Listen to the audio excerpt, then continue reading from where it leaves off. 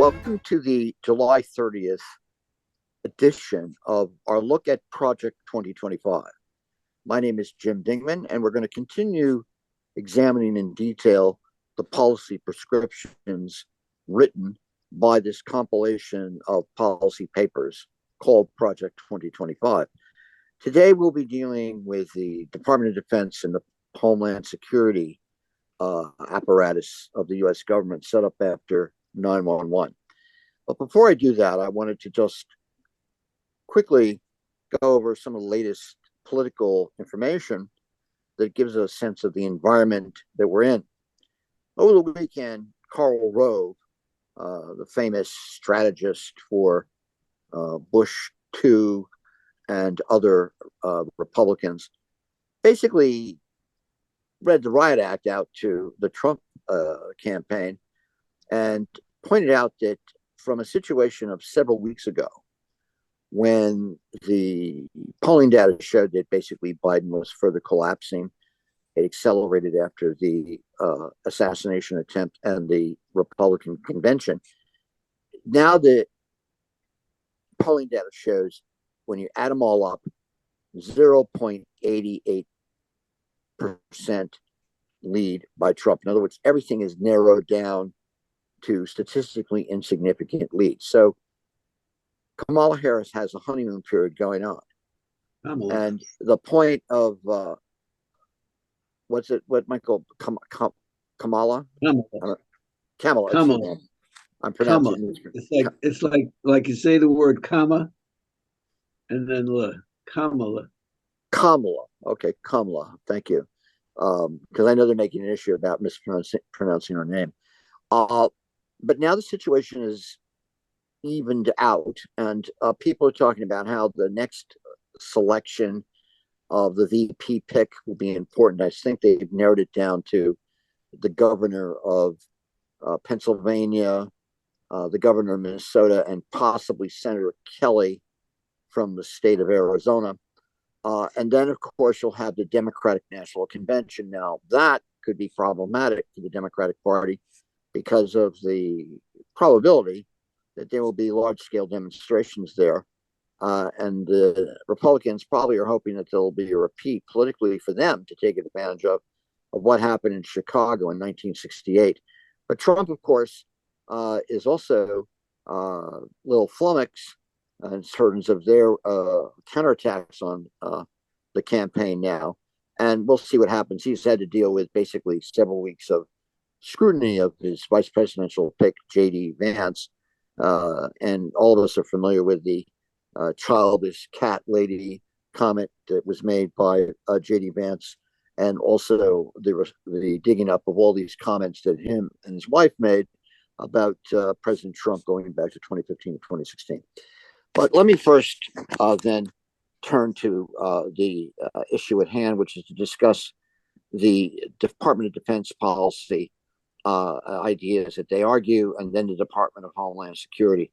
Now, one thing I will say straight up, in rereading the section on the Department of Homeland Security, I read it twice, and what struck me was, and although this analogy can be, a little extreme, I was reminded of when I would read the transcript papers of the Wannsee Conference in January of 1942. And that, of course, is the conference where the Third Reich decided to more systematically implement its annihilationist, racist policies of the enemies of the Third Reich, especially Jews, and extend the kind of policies that they already had been implementing since the inception of the National Socialist Party in the 1920s, but certainly with inflection points of Hitler taking power in 1933, the famous Kristallnacht purge in 1938, and then, of course, the outbreak of the war in 1939 with the implementation of these kind of annihilationist policies and the invasion of Poland, etc. afterwards. And then, of course, what happens in Russia after June of 1941 with the extermination of hundreds of thousands of Jews. What struck me in reading the chapter on the Department of Homeland Security is essentially they're talking about creating unity among all the bureaucratic elements of the federal government to ensure the implementation of mass deportation. And we'll get into that later. But let me now turn to the Department of Defense. That's the first thing that struck me in reading that particular part of the document. Now, one of the things that just set from the start is that the chapter on the Department of Defense is written by Christopher Miller.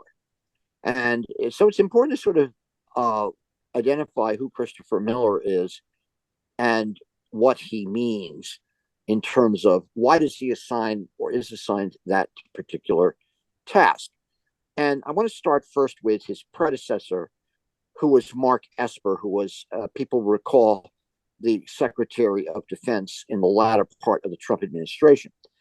And one of the aspects that is pointed out by Esper, and this sort of gives a sense of what would happen in a Department of Defense under Trump in his second administration, was that, for example, Donald Trump, during all the protests during the aftermath of the murder of George Floyd in May of 2020, Esper was being approached and asked by Donald Trump to invoke the Insurrection Act, to deploy troops to Minneapolis. And at the same time, he wanted 10,000 active duty troops to be deployed to the city of Washington, D.C. He actually asked Esper, in invoking the Insurrection Act, well, why can't they shoot people?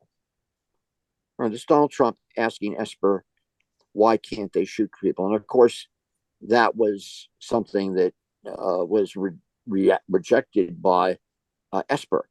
Now, Esper also talks about how at this time, he was approached by Trump's top domestic policy advisor. Remember, he's the Secretary of Defense of the United States.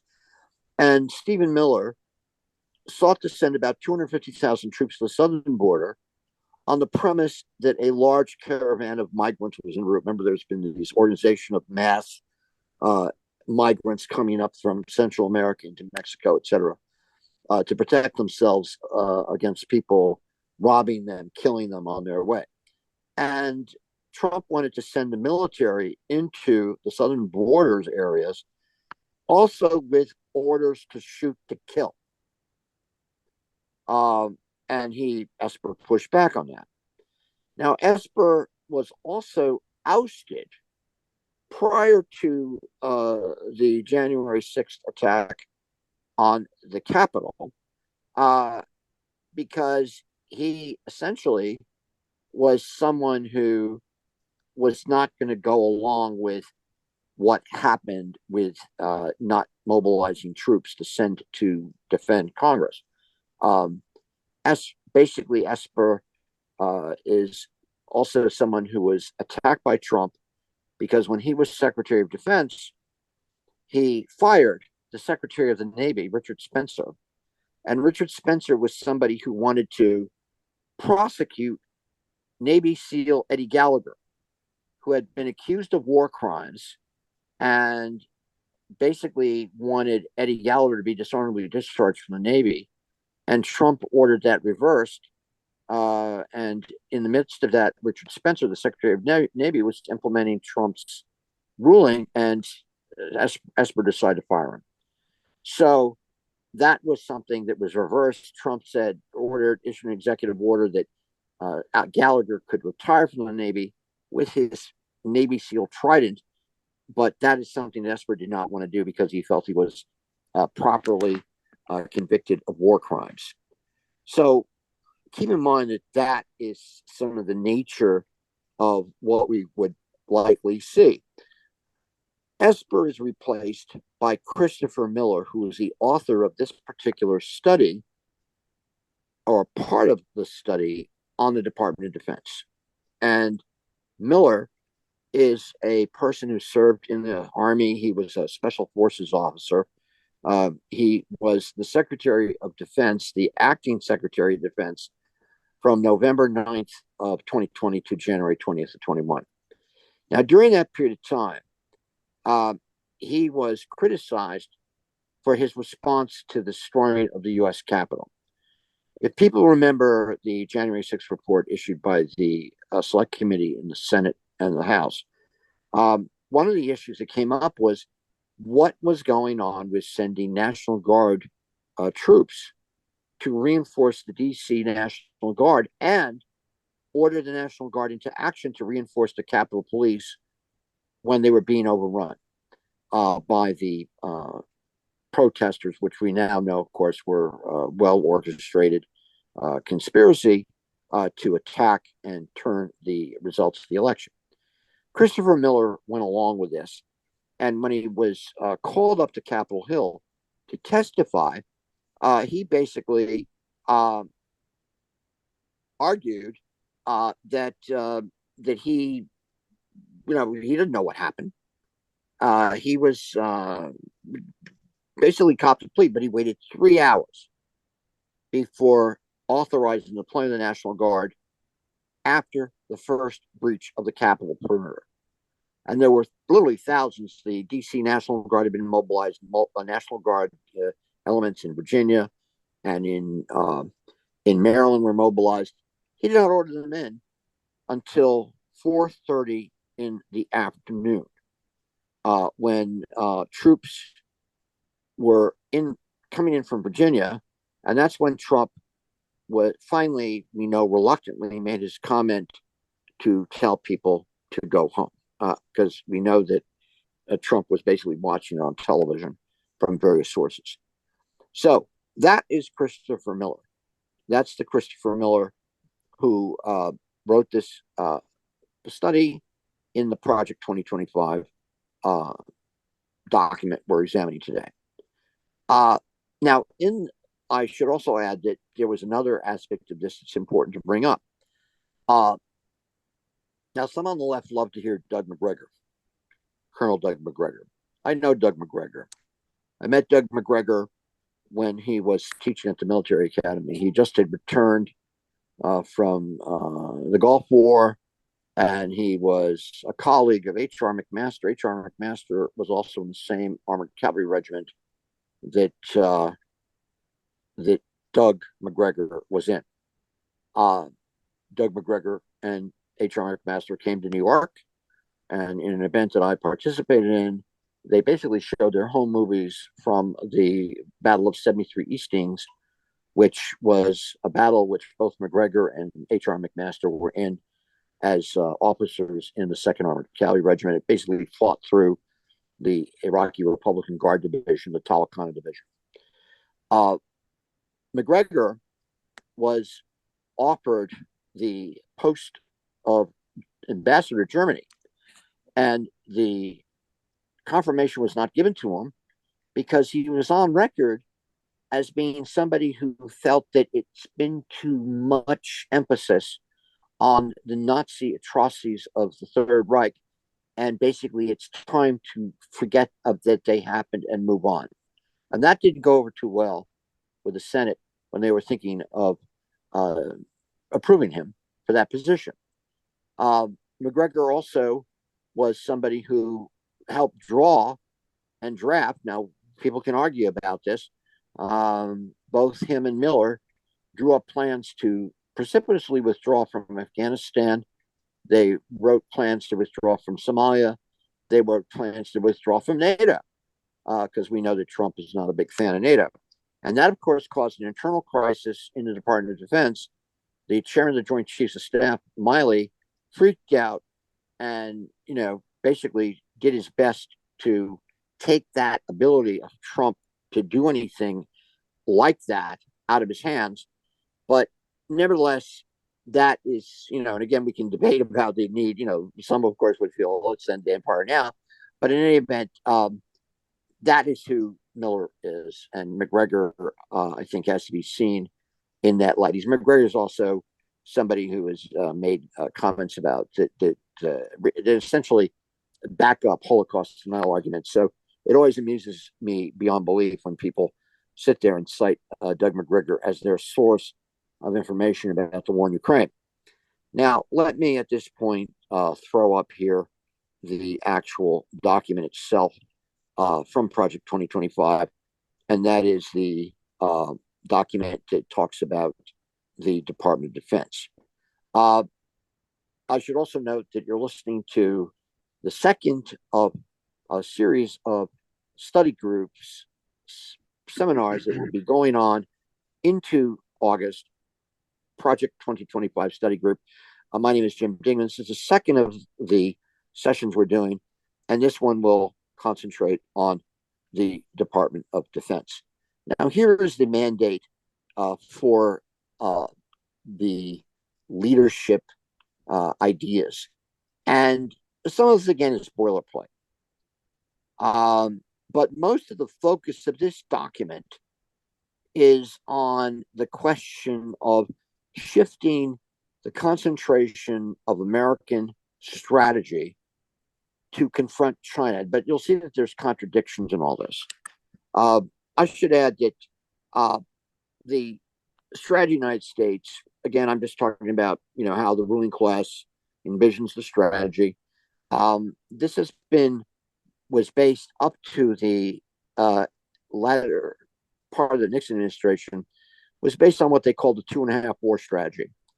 It meant that the United States would design military forces that could fight a war in Asia and in Europe simultaneously, with a smaller contingency like Vietnam. At least that's what they thought at the same time.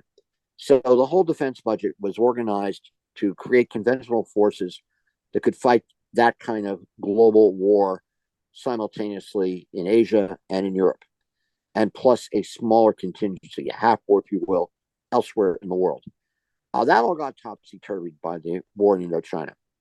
And people remember the Nixon Doctrine. The Nixon Doctrine basically retreated from the 2.5 war strategy and essentially adopted what was known as a 1.5 war strategy. In other words, we'll shift back our concentration of creating a military force structure to, quote, oppose the Soviets in Europe, and we'll maintain the contingency to fight a half war elsewhere. And in lieu of that, Nixon wanted to emphasize the dependence on regional powers around the world to be allies with the United States. So, for example, in the case of the Middle East, Israel and Iran were to be the military allies that would simultaneously help police the area. And people remember that there was a tremendous amount of effort to arm and strengthen the military of the Shah of Iran.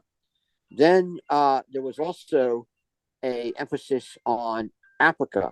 In the case of Africa, they de facto decided to agree to have South Africa, and also at that time, the former colonial powers in Africa, Portugal, Rhodesia, etc., they were willing to indirectly support that. That was another part of Nixon's strategy. In Latin America, Brazil was chosen along with Argentina to a lesser extent, but also they talked about, this is after the overthrow of Allende in 73, they talked about using Chile, but there was a dependence of, and then at that point, there was a coup in Panama where there was they thought they could control the person who overthrew the government there. And then, of course, Noriega changed that around. But anyway, that's how they structured how they would police the world. And then in terms of containment of China, well, that was when the whole detente period of China began, with the famous ping pong diplomacy and the whole desire to separate and further exacerbate the differences between the Soviet Union and communist China. That went on until the collapse of the Shah, and then, of course, the collapse of the Soviet Union changed everything. So the United States, at the end of the Cold War, adopted essentially a policy of maintaining global hegemony. They openly talked about that. That was in the first Bush administration. And that became the issue of how to then structure defending the world after that. Now, when you get into this 1.5 war or 2.5 war strategy, what you'll see in this document is they're confused about this. They argue that the United States should concentrate on shifting all its strength to fight against China. They will also talk about the need to fight 2 wars. So there's a little bit of a contradiction, sloppy contradiction in the ideas that they project in this document and concerning defense policy. They want to reestablish a culture of command accountability, non-politicization, and warfighting focus. They want to transform our armed forces for maximum effectiveness in the era of great power competition. They want to provide necessary support to the Department of Homeland Security for border protection operations. That's where we get into this question of the idea that I mentioned earlier when Esper was argued by Trump to send 250,000 troops down to the border. They definitely want to concentrate and do an Operation Bracero, which is the name that was given to the purging of Mexican Americans in the United States during the Eisenhower administration. They want to do something on that like a grand scale.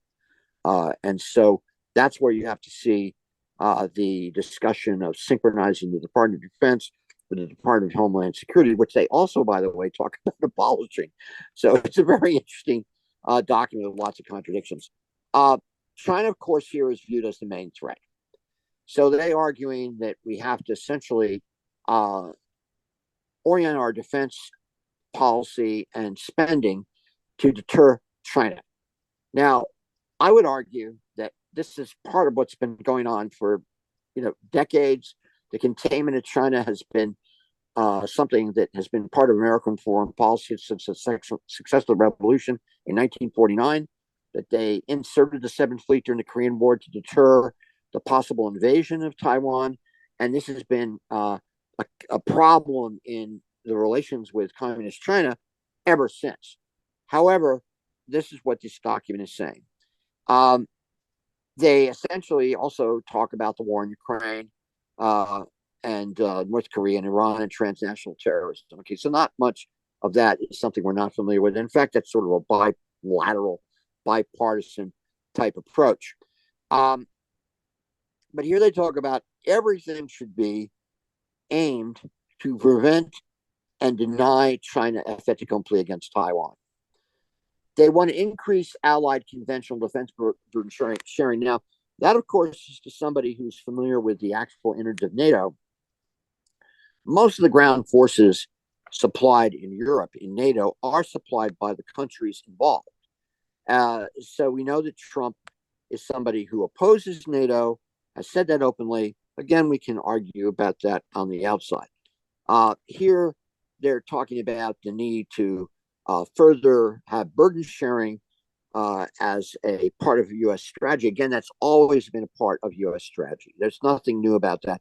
Trump, of course, is someone who is viewed in the NATO powers with great chagrin because they view him negatively as someone who would have been eventually immediately just pull the carpet out from under them, sort of like along the lines of what happened in the latter stages of the Trump administration when he was a sitting and lame duck president from November 2020 to January 6th, when he wanted to, quote, withdraw all precipitously around the world.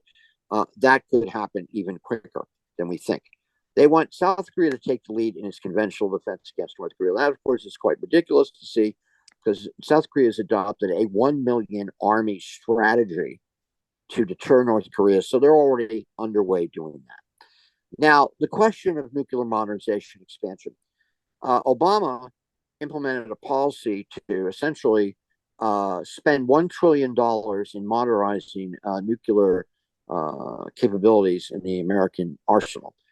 Helen Caldicott came to New York and organized a 3-day conference at the Academy of Sciences on Fifth Avenue in uptown in the hundreds, just on that theme, which I came and participated in, because she, of course, got radicalized by the famous film on nuclear war, On the Beach, which was something that she saw as a young woman in Australia.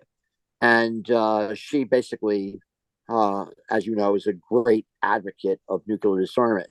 So the whole question of modernization is something that has to be seen in that context. There's no doubt that the Chinese have a military buildup underway too. They've actually seeking to double their nuclear capability. And there's this constant arms race going on in the Pacific. But what's not evident in this particular study is a desire to de-escalate, a desire to negotiate differences between the countries, to not increase the possibility of nuclear confrontation. They are talking about increasing the nuclear force so it can be a counterforce, which means it's essentially you are trying to outbuild the other side in terms of nuclear capability. And that is a return to the kind of defense spending that existed in the 1950s, which is not surprising. Now, they also talk about the need to reform the policy planning process. I've listened to conservative commentators say, okay, no big deal about that. They want to strengthen America's defense industrial base. We don't have, everyone here is familiar with the history of the military industrial complex in this society.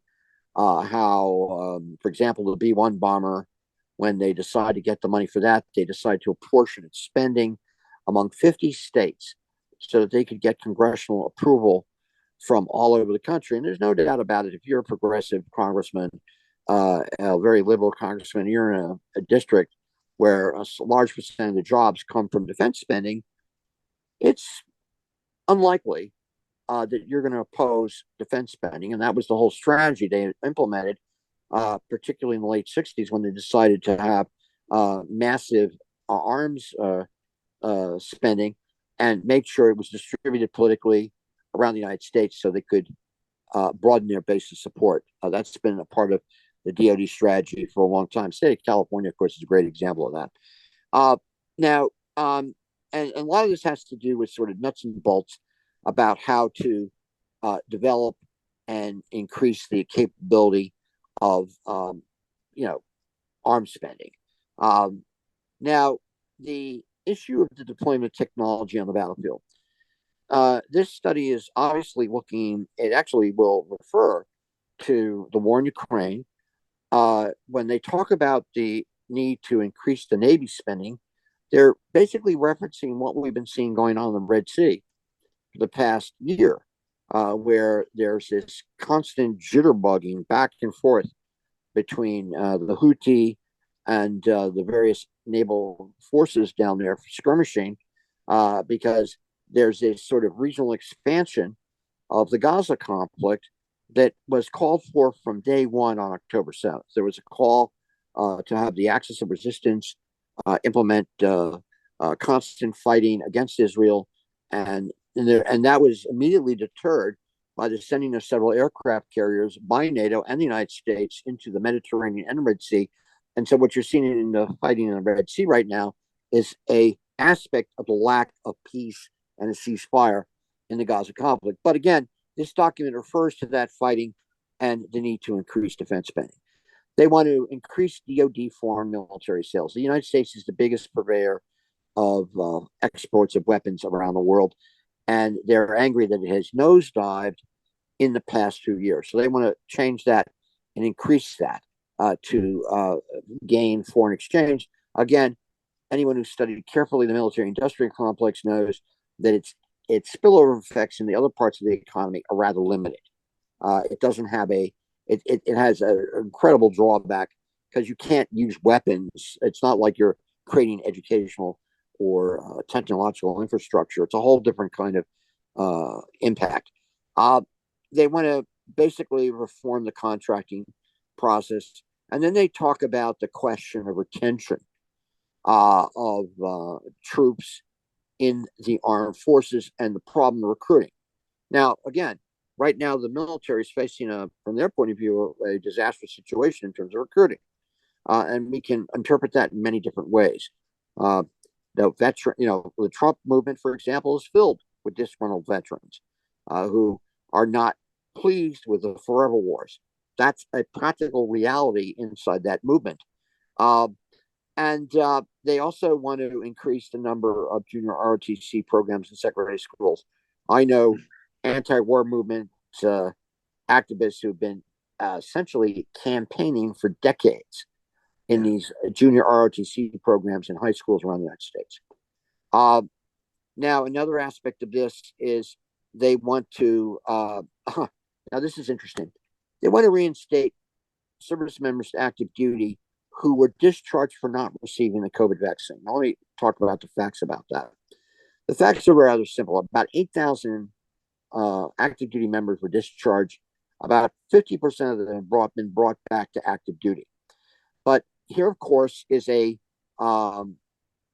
political ploy to those who support Trump and who are part. Trump, of course, aligned himself earlier with the anti-vaccine movement politically, and they, of course, want to eliminate Marxist indoctrination, divisive critical race theory programs, and knock out DEI in the armed forces. And that, of course, is sort of, one could, and also they make a big deal about eliminating that in the military academies. Now, what I found ridiculous about that is that they had at the U.S. Naval Academy in recent years, they had an entire reform, which was to essentially adopt a great ideas program in the Naval Academy, and part of it reading Marx and Lenin, and they started to get people on Capitol Hill objecting to the fact that they were offering Marx and Lenin as contributors to Western thought in the curriculum, which of course is ridiculous if you're going to be creating a officer corps that at least has some global and awareness about what's going on in the world. Now, again, you're listening to, my name is Jim Dingman. We're talking about Project 2025. We are looking at the section of Project 2025 that deals with the Department of Defense and also the Department of Homeland Security. Any comments or questions at this point in time by anybody? What do you see as the controversial issues? I don't know, Tom. You can tell me. You have a lot more experience working with the Department of Defense than a lot of us, than any of us here do. I mean, the question of reversing policies that allow transgender individuals to serve in the military. I've had friends of mine who've been in combat with people who are transgender, who've been in combat with people who are gay, and their attitude is, I don't really give a damn who this person is, and as long as they're willing to do the job. So I find some of these attacks, I don't know. I mean, you tell me what you think about those kind of arguments they make here. A guy wants to go defend his country. I'm not so sure I care about his sexual orientation. If he wants to put his name on the line and go do it, then more power to him. Right. Well, they also talk about the question of military families. And they talk here about improving base housing, legislation to increase wages and family allowances, and reducing the number of generals. Now, Yes.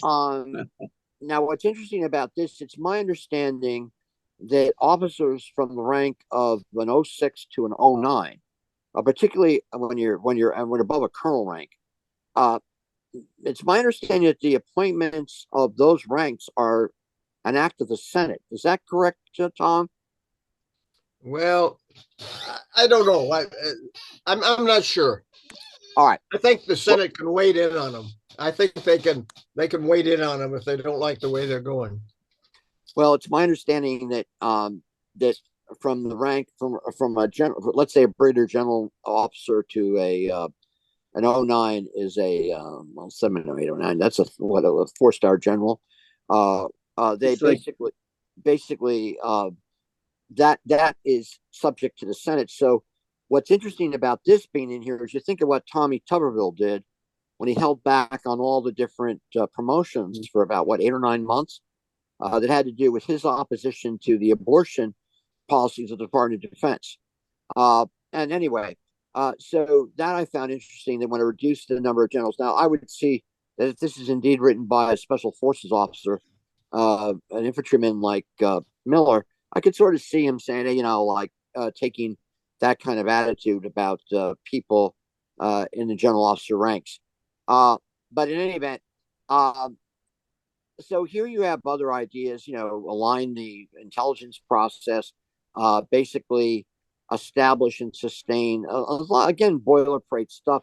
The question of strategic intelligence, again, I'm assuming, of course, a need to have a nation state defense policy. People can argue about this being essentially, talking about the question of maintaining hegemony, which of course it is. Military strength is, when it's projected globally, is indeed a power to maintain hegemony. But that's true of any historical entity, whether it be us or any other power in the world. And restore defense intelligence critical thinking. So some of this to me is interesting to see. I don't think that, for example, having General Flynn back in the situation which is being discussed, I mean, General Flynn could be the next Secretary of Defense under a Trump administration. So in any event, some of this is, again, boilerplate. Now let's talk about what he wants to do in the Army. This is where you get into these contradictions. They actually want to increase the size of the Army by about 50,000 troops. But then they get into this question of increase the Army force structure by 50,000 to handle two major regional contingencies simultaneously. Now, if you remember earlier in the document, they're talking about we have to concentrate against China. So what are they talking about here?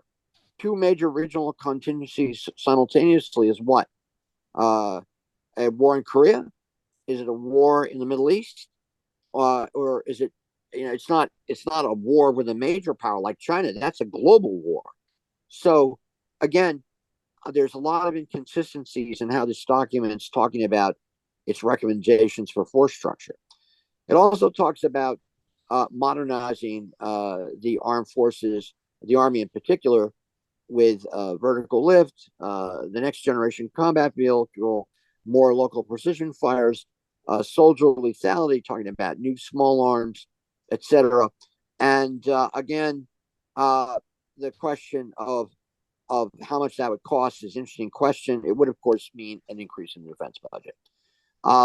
They talk here about questions of prioritize expeditionary logistics and all force design and operational planning to guarantee entry into a contested theater of war. Now, that, of course, contradicts the idea of just concentrating on China. I mean, what are you really talking about here? You want to go back to a 2.5 war theory, or what? And then the question, Michael. Yeah, Michael, go on. Yeah, I think the part of that has to do with the fact that they see China as encroaching on their historic bailiwick, because they see China making inroads in both Africa and Latin America. And so I think it's still about China, but it's not in China. You know what I mean? It's contending with China, where China is creating a presence. They talk about, at one point they talk about the special commands, SOCOM. And SOCOM, Special Operations Command, yeah. They want to use them specifically. They talk about using them to disrupt Chinese sort of incursions in the Belt and Road Initiative, essentially in Africa. And so I think that it's a regional war might be looking at like Niger, for example, just kicked AFRICOM out, and they're very concerned about that. They basically the U.S. has forces stationed in every country in Africa at this point, except I think Eritrea, and so they have a very active sort of counterinsurgency special force operations going on in Africa all the time now, and I think they're seeing that somehow they're afraid the Chinese might line up. Like right now, it's mostly directed at Islamist forces. But if China is making inroads, economically in Africa, I think they see the potential that China could be, potentially arming, states that are not interested in having France there anymore, or not interested in having the U.S. there anymore. So, Well, so don't you think that the big thing about Africa is the Russians, the Chinese want Taiwan, and if they get Taiwan, maybe they'll go for the colonial powers in Africa. But I'm not so sure. Well, well, question. Africa is enormously resource rich, and Yeah. it's been looted for decades by Europe and the United States, and they're very, very concerned about losing access to that. Yeah, those are good points, Michael. And of course, yeah, I agree with Tom. The question of the concentration on China. Look, I'm an Africanist. I was trained as an Africanist, so I've looked and studied Africa all my adult life and been there several times. And the issue of the conflicts you're talking about are quite interesting and significant because you see that and this is not dealt with in this study, by the way. The area that he talks about, we'll get to SOCOM, but he defines irregular warfare in sort of a vague concept, which you can uh, interpret as being the sort of kind of the definition of guerrilla warfare that they used in the early 60s, and you can project power all over the world with those kind of definitions. But in the case of Africa, you have the situation in Mali, where the French have been forced out because of a coup d'etat. Burkina Faso, another area where the French have been forced out. Niger, which you mentioned earlier, there was a coup. All throughout the Sahel, there has been a rebellion. And the Russians, of course, have come in. The Wagner Group was quite interesting in the sense that they even made their own movies. They made a movie about their intervention into Mozambique. And so it's a very interesting situation. And of course, they resuscitate their relationships with the anti-colonial movements in Mozambique that they were associated with. I mean, there's a movie they just they talk about when they supported Frelimo and they supported the Zimbabwe African People's Union, ZAPU, in Zimbabwe, and of course Angola with the MPLA. So that's a whole layer there that is part of the reality, and it's not really mentioned in this report at all. Now, let me just continue on this. Now, they make some comments here. Essentially, it's a discussion of using, what lessons are they learning from the conflicts in Ukraine? It's quite interesting. Examine the logic of emerging army concepts about employing mass long-range fires and effects without considering how to gain advantage by closing with and dominating an adversary in the land. So they're criticizing, of course, the issue, and they talk later about the need to renovate the Marine Corps in a way which is designed specifically to fight against China. They talk about organizing and extending what the Marine Corps under Trump was doing. They called it Force 2030, where they would innovate and renovate the Marine Corps and essentially organize the Marine Corps to fight and defend the islands in the Pacific against a possible war with China. They would create what they call littoral regiments that would be composed of ground, air, and naval assets, but more importantly, anti-ship batteries, sort of similar to the defense battalions during World War II of the Marine Corps, like Wake Island, for example, was defended by a Marine Defense Battalion. But they want to modernize that and then have that supplement a war effort in East Asia, with the Army being organized along those lines too. So it's an interesting aspect of what they're doing, and they don't really talk about it. It's sort of sloppily done. Now, they talk also about the issue of increasing the Navy and increasing its force structure. Now, the average American is not cognizant of the fact that the amount that the Navy has, this force structure of 355 ships, that is a statutorily defined force structure by the U.S. Congress. So they talk about now expanding that, which means we will have an arms race reinitiated. Okay? And one can argue the good or bad of that, but that's what they talk about. They talk about here the issue of doing a renovation of the space agency, the Space Force. Yeah. And this is interesting. This is where you sort of see the lessons they're learning from the Ukraine. Accelerate the purchase of key munitions. They want to increase large quantities of air-launched and sea-launched stealthy precision cruise missiles against targets both at sea and ashore. This are lessons they're learning from the Red Sea fighting going on right now. So can we talk about that a little bit? I don't know if you're familiar with what what is it called? It's Space for Peace. What's his name? It's the guy who's been doing stuff for years about trying to demilitarize space and denuclearize space. Oh, no kidding. He has a really interesting article in this last issue about a couple of pieces, actually. One is about what Iran learned from its wave of attacks in response to an Israeli attack on them, where they launched all these extremely inexpensive missiles and were actually able to pierce some of Israel's air defenses. And then it also talks about the Houthis and their ability to attack and essentially disarm the U.S. Navy by, the war of the flea. I mean, basically the analysis is that the sort of air defense and missile defense stuff is throwing gold at tin. In other words, you can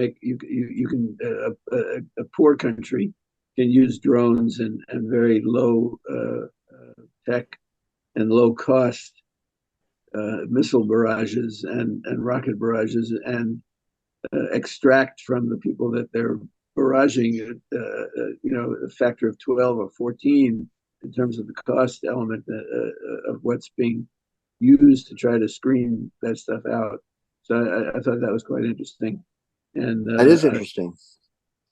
The other thing I did want to talk about in relation to the Navy in particular is the last major naval joint thing that they did with I think it was 14 countries or something in the Pacific. The main emphasis was, and I was shocked that I didn't see any of this stuff in there, crewless vessels. They had I think 6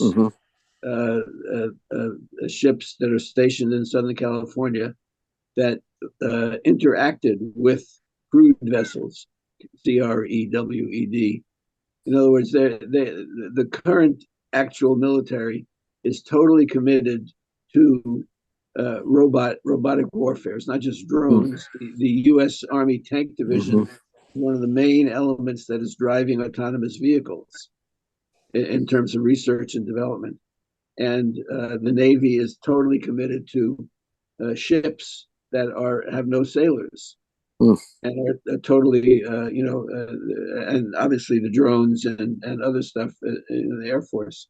And I was shocked that none of that is mentioned in here at all, because that's totally the current force structure is designed around. They can't rely. I mean, this thing talks about the failure of recruitment, but the actual that stuff is so far in the future, you and I will never see it. No, it's not. Excuse me, it's that's too far in the future. It is not. They just carried out. I'm telling you, they carried out joint naval operations with 14 countries using crewless vessels. Interesting. It's not the future. Yeah, but they could do that and say they did it, and so what? Well, it's interesting you raise that issue, Michael, and of course, Tom. Look. The whole question of AI and how it affects all this. I mean, and the question of robots. I mean, those are things that it's true. I agree with Tom. It's sort of in the future, but it's certainly something they're trying to do. And the question you raise about ships that were crewless, boy, I didn't hear that, because I'm aware of the increase of tensions with not only the joint naval exercises being launched in the Pacific by those aligned with the United States, but also, Russia and China will jointly exercise. So, and sometimes I think they even bring North Korea's Navy into the mix. So there's that kind of level of, moving the alarm clock there.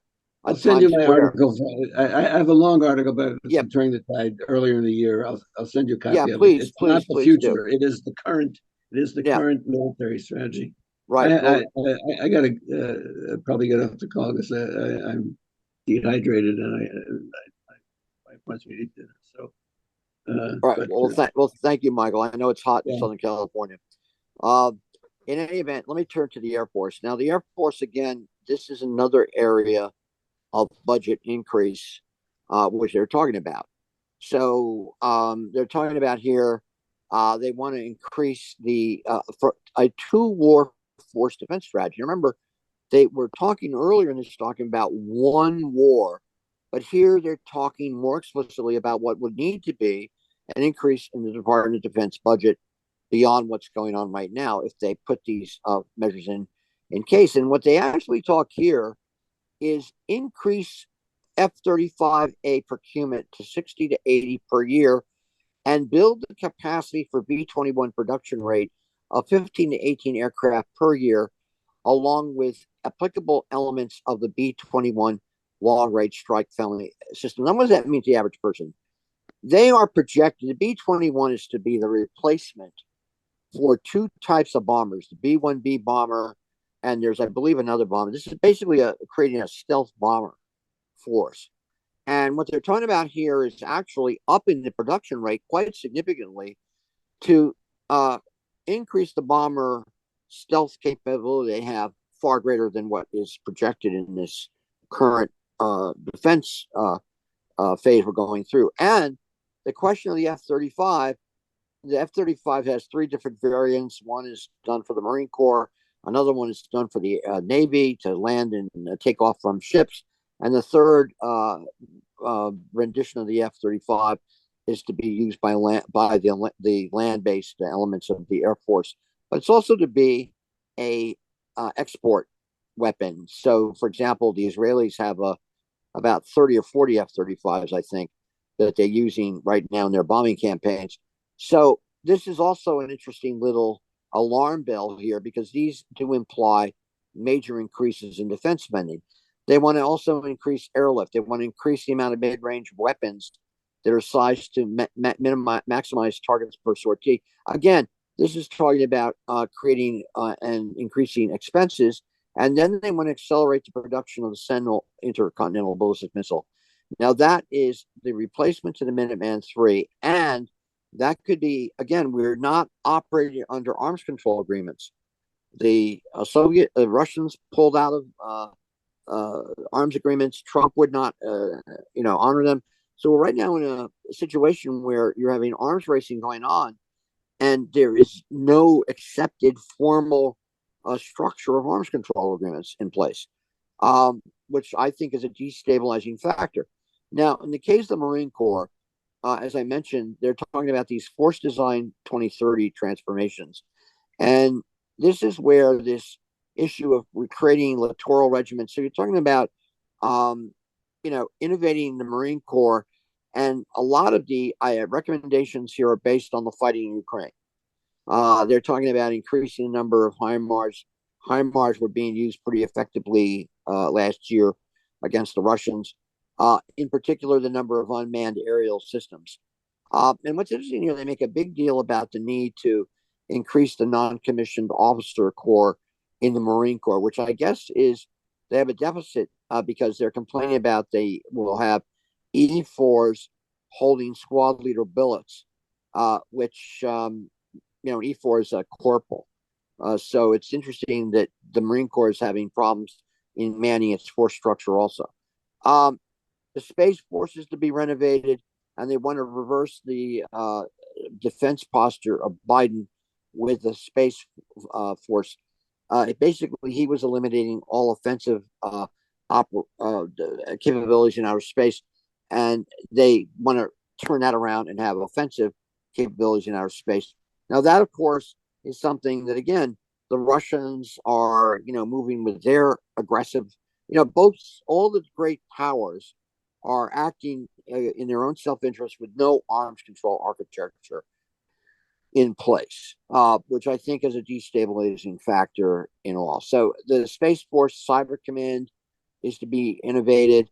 And finally, Special Operations Forces. Now, Miller, of course, was a Special Forces officer. That was his branch.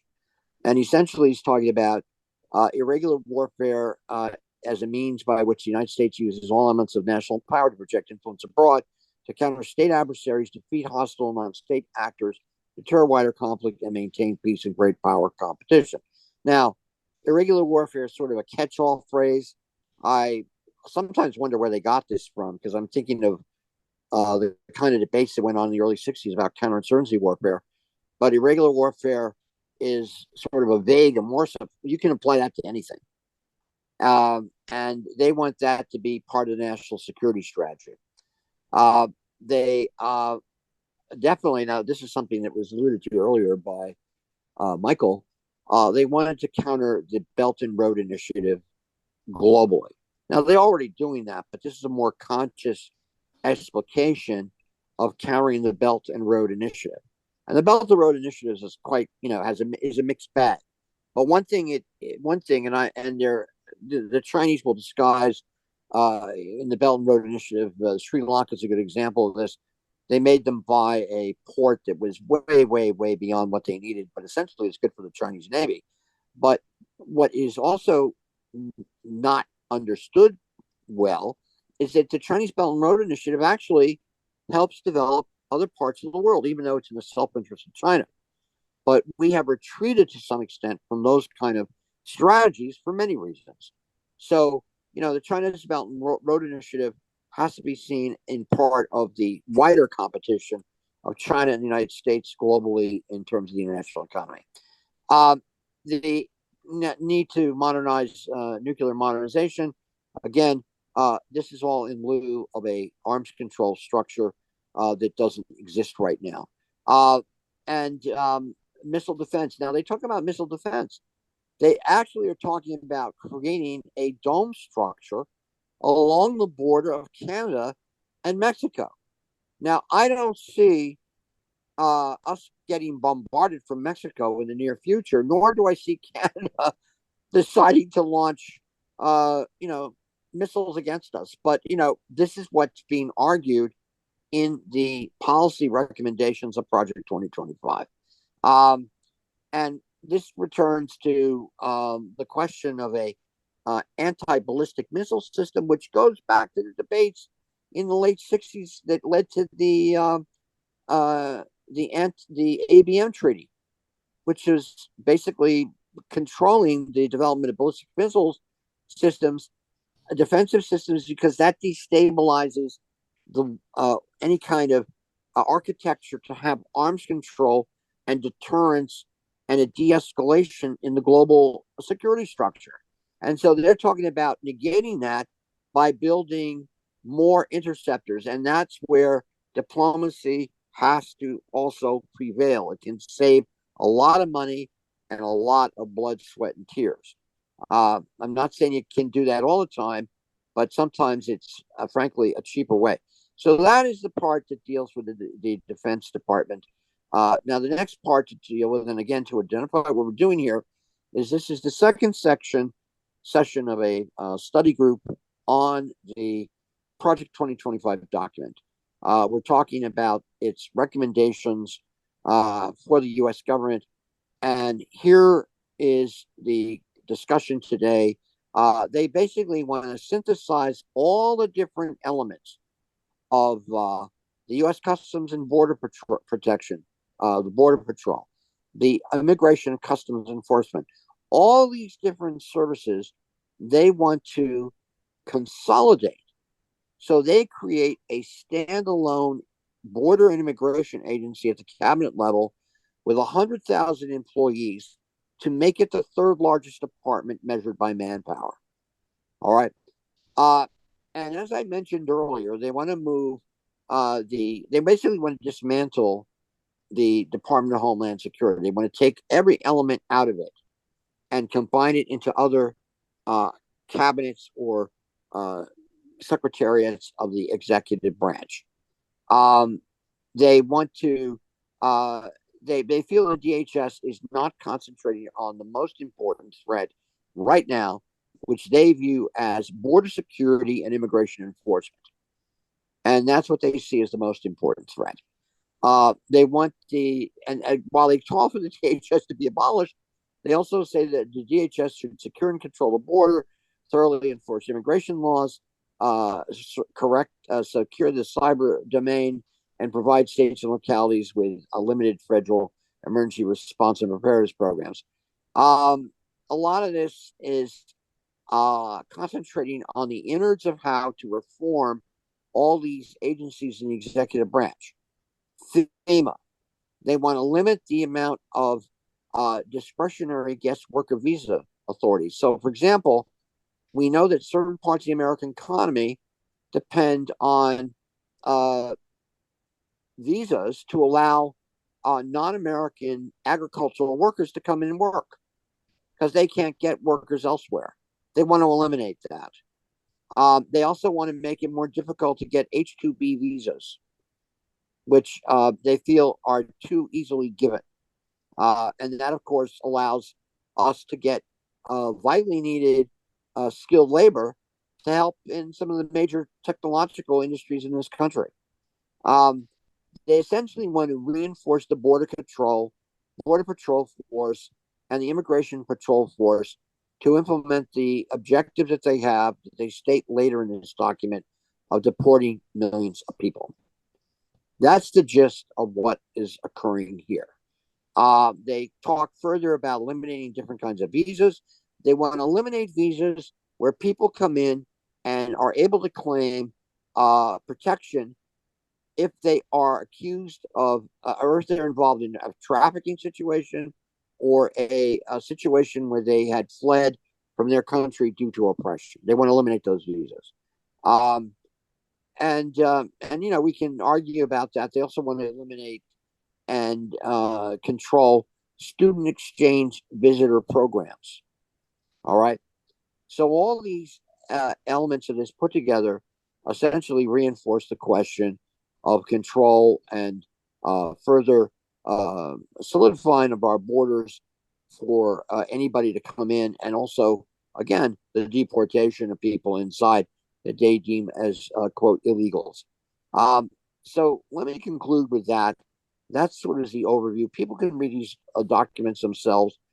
They sort of are pretty clear, but this is a much, as I say, a detailed account of what they want to do in terms of the, and here's another aspect of unaccompanied minors. Remember, we had the big controversy about children coming in.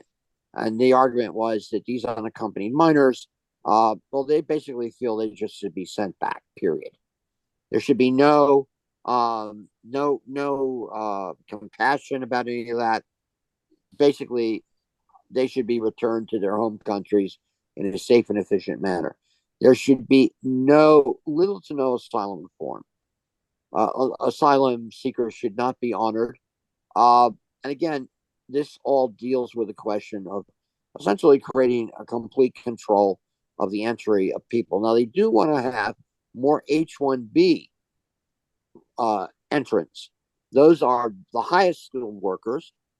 They want them to come in and supplement the American economy, but they don't want the depression of U.S. labor markets that's associated with other forms of immigration. Now, it's a demonstrable fact. Economic studies prove this, that even the undocumented coming in benefits the American economy. I mean, the thing that's amazing about this is they ignore all that, and they just concentrate on how to get these people out. They talk about if there's another mass migration attempt, a caravan from across the borders coming in, they want to control them coming in. They're going to use military force for that. And on down the line. Again, you need to read it. The cybersecurity is to be renovated. The Coast Guard is to be renovated. Again, the Secret Service is to be renovated. And it would be also shifted in some of its functions to deal with immigration issues. So they're talking about a massive change in all elements of the executive branch, but particularly the Department of Homeland Security, to refocus it on the whole question of denial of migration into the United States. So on that note, I will stop, and people who have comments, please jump in. Again, we're talking about the part of Project 2025 that deals with the Department of Defense and with the Department of Homeland Security. And these are quite extensive. They're analyzed in great depth in the report here. I'm going to stop and not continue because next time we will talk about the Department of State. But does anybody have any comments they want to make? Isn't it? I've been reading that people don't want to go and fight, even in Russia and Israel. You can't get people to, you can't get recruits that want to go and fight and get killed. I mean, wouldn't it be great if you could get armies that will work to build housing and do something for the environment and all, instead of going and fighting and doing nothing, basically fighting and getting killed? It's like 2024 and we're still, doing these things. Well, that's a good point, Joan. It's unfortunately, it just shows you how mankind is still, well, of course, we're going back in time anyway with the Supreme Court. Right. No, those are good points. Also, let me just add here, this is polling that was just done on the Project 2025, how the public sees this. And basically, it's no surprise that the amount of Americans who are aware of Project 2025 has increased dramatically in 1 month. Most Democratic respondents are aware of it. People who would vote for the Democratic Party, and most Democratic Party voters are against it. Independents, about 28% of them, this is a poll just done recently, 28% of them have an unfavorable view towards Project 2025. The majority do not know about it. And I should also add 29% of Democrats don't know about it also. Now, when they talk about Republicans, they break them into two categories: MAGA Republicans and non-MAGA Republicans. So 19% of MAGA Republicans have an unfavorable view of the project, while 20% say they favor it and 61% are unsure. So you can see why Trump has distanced himself from this. They actually are, I don't know anything about Project 2025, his people are saying. Non-MAGA Republicans say they had an unfavorable view, while 13% had a favorable opinion and 55% weren't sure. So we can see why the Democratic Party is pushing this as a wedge issue, if you will. But again, what we're doing here is we're just trying to see and look at and intelligently reflect on what does this mean if, in fact, this was implemented, if Trump is reelected. In any event, anybody else have any comments about this? Jack or Carolyn?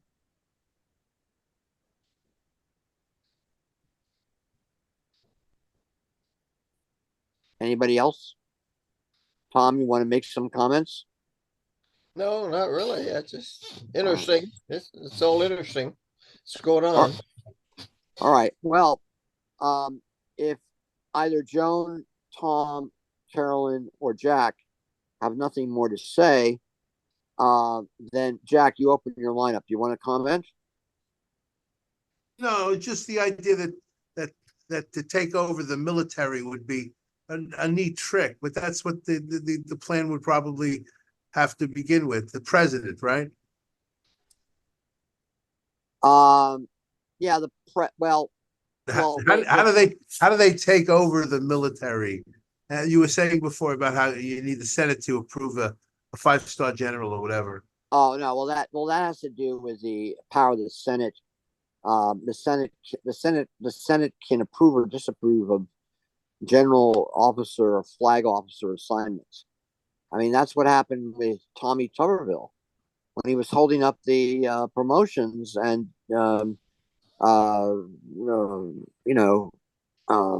jobs of all these general officers and flag officers in the Navy, the Air Force, the Marine Corps, and the Army and the Coast Guard. So he was criticized, as you know. it was filibustering that appointment process. And you said that they had proposed an increase in the military. Well, what I'm talking about with all these different measures here is that I'm pretty clear that the outcome of all this would be we haven't even gotten to what they want to do in terms of cutting and further reducing all sorts of social entitlements. But what they're talking about here, one would have to go to Agenda 47 and look and see what Trump's actually saying on his website. But and he's running a presidential race and announced a different presidential race because, as I say, the statistical difference between all the polling data shows that there's only a 1% difference between Trump and Harris at this point. But yeah, if you look and see what they're arguing here, all this would require a big boost in the Department of Defense budget for sure. And we need the money for other things. We don't need the money for the military. Well, that's in fact what many argue, and that's in fact but these guys, of course, are arguing differently in their argument here that they're making. Carolyn, do you have anything you'd want to add to this, Carolyn?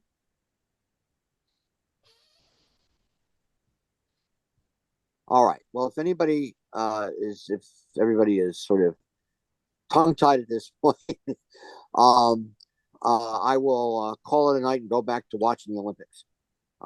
Anyway, my name is Jim Digman. We've been doing our second seminar session on yes, Carolyn, do you want to say something? Yes, I'm sorry, I was muted before. I just have a great sense of dismay, and I'm thinking that the only counter to this would be a great anti-war movement if whether or not, Trump gets in or Democrats prevail, there still is a great need for a nationwide anti-war movement, as there was in Vietnam, that starts with the young people and bubbles upward, perhaps. But I don't, it just feels like a steamroller here. And I don't see any way around it except to have a great deal of opposition, perhaps from new voters, old voters. I don't know, but it's very depressing to see this in print. Well, I would say that yesterday I was invited by a friend of mine who used to be a speechwriter for President Clinton. And he invited me to participate in what was essentially a high-level donor event for the Democratic Party. And they're pretty fired up. I mean, the guy who was leading this is a major pollster of the Democratic Party. And Hakeem Jeffries came on the phone call.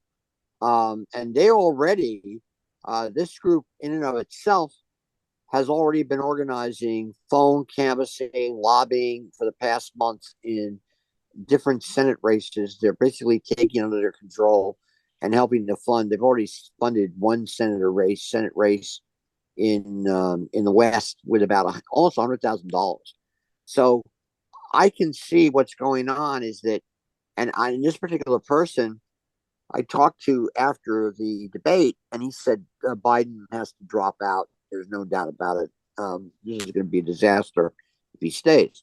So I hear you on the wider need for change and all that, but I just got to say that, it seems that at least right now there's a honeymoon period with Harris's campaign, and a lot of people are energized to fight against the MAGA movement, and that seems to be what's going on, at least in some circles. But again, you could be. I mean, I just, I can't.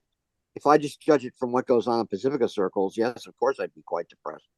But I try not to do that. But I hear what you're saying, Carolyn.